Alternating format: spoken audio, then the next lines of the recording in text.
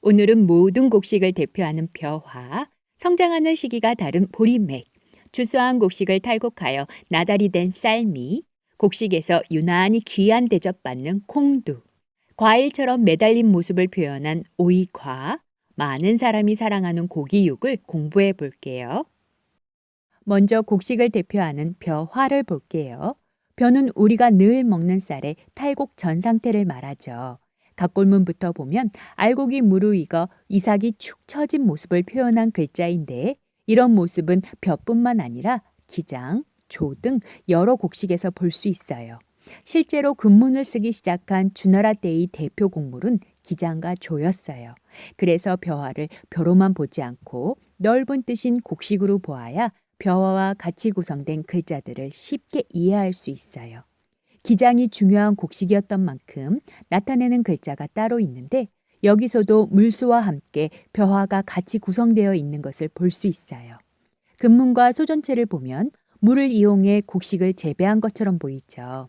소전체에서 물을 가두는 느낌의 획이 해서체에서는 사람 인처럼 쓰여져서 지금의 글자체가 되었어요. 기장서는 붓으로도 지정되었지만 일상에선 잘 쓰여지진 않아요. 이번엔 벼화와 아들자가 구성된 끝개, 계절개를 볼게요. 끝개, 계절개는 씨앗을 심고 자라 다시 씨앗을 얻는 한 주기의 마지막을 나타내기에 끝이란 뜻인데 각골문과 금문을 보면 아들자 위에 벼화가 딱 붙어 있어요. 여기서 벼화를 곡식으로 아들자를 씨앗으로 보면 훨씬 이해하기 쉽죠. 이렇게 마지막을 뜻하는 끝개가 각 계절의 마지막 달을 나타내는 뜻으로 쓰여졌고 확장의 날씨를 구분짓는 계절의 뜻을 나타내게 되었어요. 계절에 쓰이는 절자도 마디절을 써서 날씨를 구분짓는 뜻이 더 강력해졌죠. 또 끝개 계절개는 여름하와 겨울동이 각각 함께하여 여름 기간을 뜻하는 하계, 겨울 기간을 뜻하는 동계 등에 쓰여요. 올림픽도 각 계절에 맞는 경기 종목에 따라 구분되죠. 이번엔 벼화와 여자녀로 구성된 막길 위를 볼게요. 각골문부터 소전체를 보면 남녀 역할 구분이 심했던 옛날 추수한 곡식을 담당했던 사람은 음식을 만들었던 여성인 것을 알 수 있어요.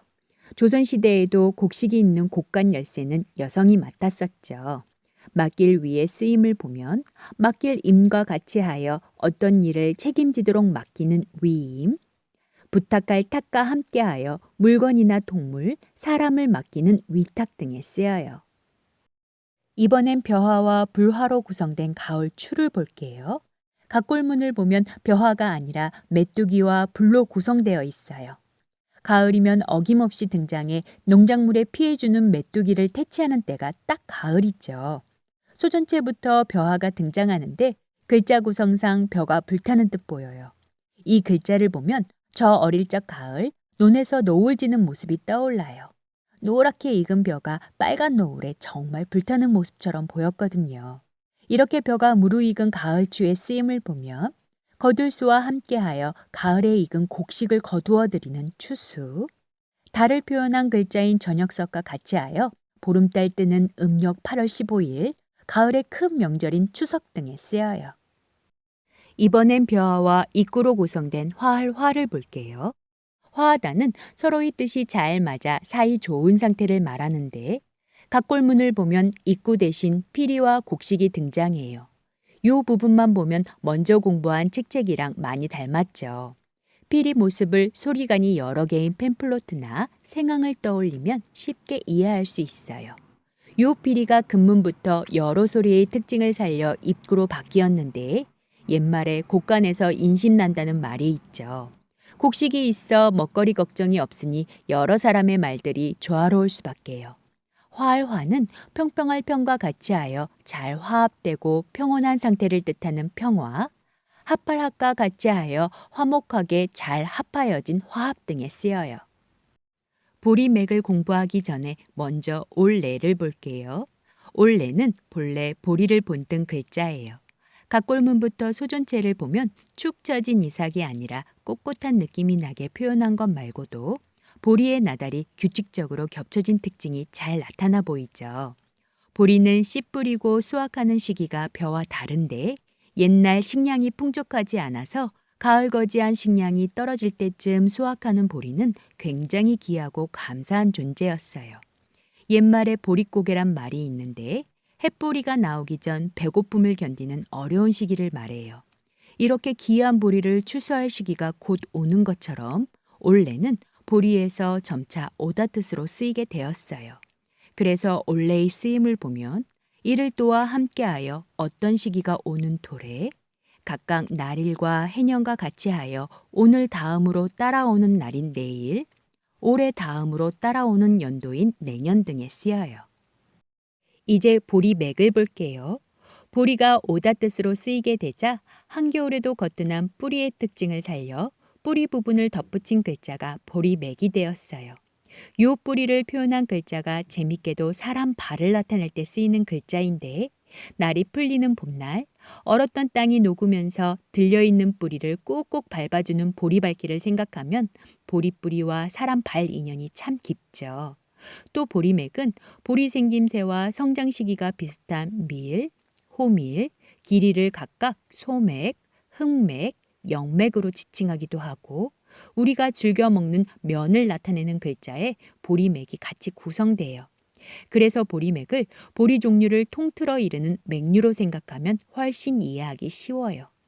보리맥의 쓰임을 보면 밀을 뜻하는 소맥과 가루분이 함께하여 밀가루를 뜻하는 소맥분, 제품 원료명에서 자주 볼 수 있어요. 또 술주와 같이 하여 물과 보리싹을 넣어 발효시킨 술인 맥주 등에 쓰여요. 쌀미를 볼게요. 쌀미는 이삭에서 떨어져 나달이 된 상태를 표현한 글자예요. 흩어진 나달을 짧은 획으로 표현했는데 각골문에서는 긴 획을 중심으로 짧은 6획, 소전체에서는 십자 중심으로 짧은 4획. 요 모습은 볼 것 같죠. 해서체에서는 짧은 2획으로 표현하고 나머지는 나무목처럼 벼랑 표현하는 모습이 같아요. 재밌게도 쌀미부소가 구성된 글자들을 보면 쌀이란 뜻 말고도 흩어진 의미를 살려 여러 갈래 길에서 헤매는 미혹할 미, 분량을 재는 단위인 말도와 같이 구성되어 나달이 된 곡식을 재는 헤아릴 요처럼 흩어진 의미로도 많이 쓰여요. 쌀미의 쓰임을 보면 왕겨만 제거한 현미, 쌀겨까지 제거한 백미, 검은 빛깔이 특징인 흑미처럼 쌀의 종류를 나타낼 때 쓰이고 마시름이 함께하여 쌀을 갈아 죽보다 묽게 끓여 이유식처럼 먹는 미음 등에 쓰여요. 유난히 귀한 대접을 받는 콩두를 볼게요. 콩두는 본래의 콩 모습이 아니라 굽이 높은 그릇인 제기에 곡식이나 음식을 담은 모습을 본뜬 글자예요. 한가득 들어있는 콩을 요 한일로 보면 쉽게 이해가 되죠. 콩을 받들어 높게 담겨 있으니 굉장히 귀하게 표현되었어요. 콩두부스가 쓰이는 글자들을 보면 제기에 곡식을 담아 제사를 지내는 예도래, 제기 모양에서 머리와 목을 연상시키는 머리두, 나가는 발과 굽이 있는 제기의 특징을 살려 높은 단을 딛는 오를 등을 보면 콩이 아닌 그릇에 더 초점이 맞추어진 것을 알 수 있어요. 콩두의 쓰임을 보면 전유와 같이 하여 콩을 갈아 우유같이 마시는 두유, 연하고 물렁물렁하다는 뜻으로 쓰여진 썩을 부와 같이 하여 우리가 자주 먹는 두부 등에 쓰여요. 이번엔 오이과를 볼게요. 넝굴 사이에 열매가 매달린 모습을 본뜬 글자예요. 금문과 소존체를 보면 매달린 열매가 동그랗게 잘 표현되었죠. 동그라미가 없는 해서체에서는 세모꼴로 표현되었어요.